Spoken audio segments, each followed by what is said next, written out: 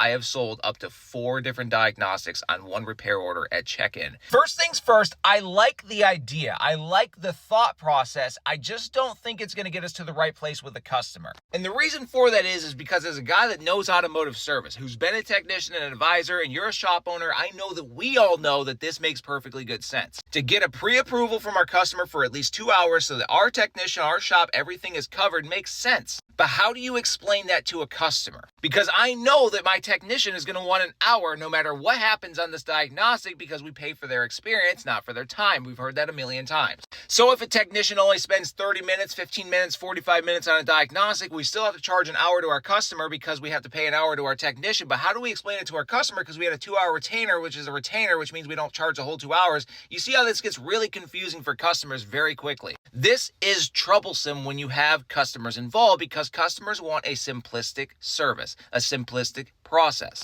If we muddy up the waters with stuff that makes sense to us on the automotive side but confusing to them, we'll end up seeing customers walk away to other shops that just do it in a much more simpler format. And that more simpler format is, I think, a menu price for diagnostics. Now I know menu price usually means discounted, all that stuff. To me, a menu price for a diagnostic is 1 hour of our door rate. We're covered for an hour. Now I know our technician might run into problems and need more time. That's why when we sell that hour of diagnostic, we say, hey, the diagnostic fee is an hour of labor. It's $179.95 plus tax and fee. We can then set the expectation. Every now and again, we do run into an issue where we need extended diagnostics. We won't have an answer of what's wrong with your vehicle at that point. That could happen. At that point, you can choose to pay for another hour, or we can stop right there and just walk away clean. That way, my customer is prepared for what could happen. We can get the extra hour for our technician right away. And sometimes the customer might even say, yeah, if that happens, just keep going until you get to 2 hours and call me. And then no matter what, our technician will be covered. The customer is going to be happy because we're going to meet their expectations. The process makes sense, so they're happy and satisfied with that, and we can move on with life.